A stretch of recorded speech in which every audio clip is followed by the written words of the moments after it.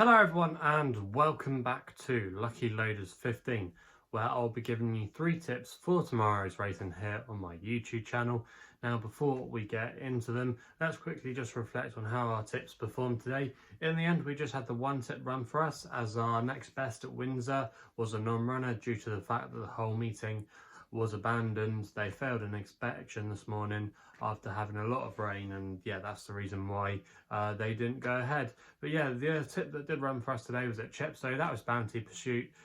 Was very disappointing in the end, and I think what paid to his chances was the ground. It just didn't come in his favour in the end.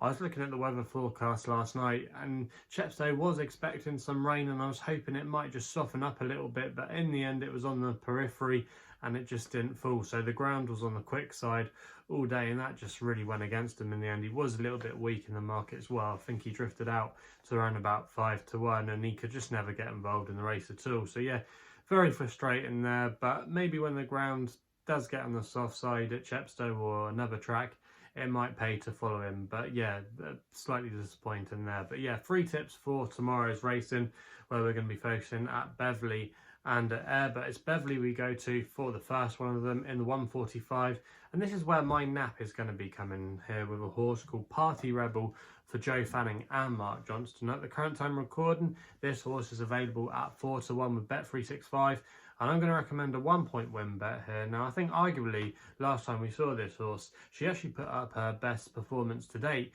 when finishing second at Catterick. She was just beaten by her stablemate, Tell Me the Story, who was actually the outsider of the two in the betting that day, but they showed a good attitude and they pulled well clear of the rest. They're 4 lengths clear ahead of the next horse. So I think that was a good effort, and you can mark it up. Now she's going to be running off the mark, this filly, same mark as last time, off a rating of 63, which I think is not a bad rating for her. And I think these quicker conditions at Beverley will suit as well. If you look at some of the disappointing efforts, a couple of starts ago she ran on soft ground, which just didn't seem to be her. She's by Celebration as well, whose progeny I find appreciate this quicker surface. So again, I think that will play to her strengths tomorrow. I think she'll get a prominent ride under Joe Fanning as well, who'll like to be handy or possibly go to the front, and we've seen those tactics time and time again can often suit at Beverley. He is drawn, however, in still 9, but I didn't see too much pace in this race drawn low. So I think Joe might be able to get up there quite easily, and if he can and dictate the sectionals, I think this horse might be able to break a maiden tag. And with the age allowance being a 3-year-old and the filly's allowance as well, I think she's quite well treated in this field, and there could be a little bit more to come. So yeah, hoping for a good ride tomorrow, and I think she could be quite hard to beat if she does get to the front. So that's going to be my nap of the day. We then go to Ayr for the next tip. This is going to be an extra one in the 310. Going to take a chance here on a horse called Be Proud for Paul Mulrennan and Jim Goldie. Now at the current time recording, you can back this horse at 9 to 2. Now I'm going to recommend a 1-point win bet here, and when you look at the profile of this horse, she has been very, very frustrating, this mare. She's still a maiden on the turf, not from 21 starts, but I think in some of her more recent efforts, she definitely has improved. She bumped into a progressive horse on her first start on the turf at Ayr, behind a horse called Hong Kong Harry. She was then beaten by him again on her next start, but then she ran over slightly further at Musselburgh last time out, and you might remember we actually put up the winner of that race. That was Muntadab a few weeks ago here on my YouTube channel, but the horse that finished second in that race was Be Proud, and she did give us a scare. She travelled into that race on the bridle very comfortably, and you thought, hello, she's going to come and pick up our selection.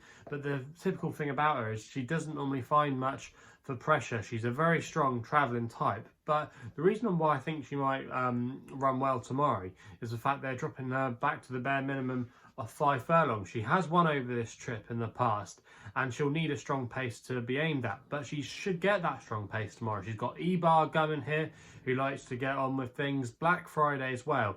So the pace could suit for her, and I think she could come there travelling really strongly, and I'm hopefully she just might be able to pick up the pieces. And I think at 9 to 2, she's not a bad price there. I think the quick round as well will be in her favour. Not expecting any rain up at Ayr tomorrow, so again, she should like the conditions, and Jim Goldie's been doing all right with a few of his horses of late. So for me, this horse is going to be an extra tip of the day, and fingers crossed we can get a really good run for our money there.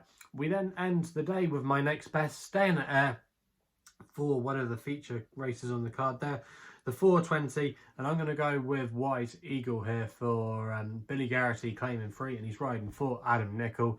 Now this horse at the current time recording was available with Bet365 at 7 to 2. I'm going to recommend a 1-point win bet here. Now this horse has won 4 of his last 5 starts, with the only blip coming at York when he ran on soft ground, which I just don't think would have suited him. If you actually look at his profile and how he's been going of late, all his best performances, all his wins have come on the quicker surface, so the return to even quicker ground tomorrow should be seen as a massive positive for him.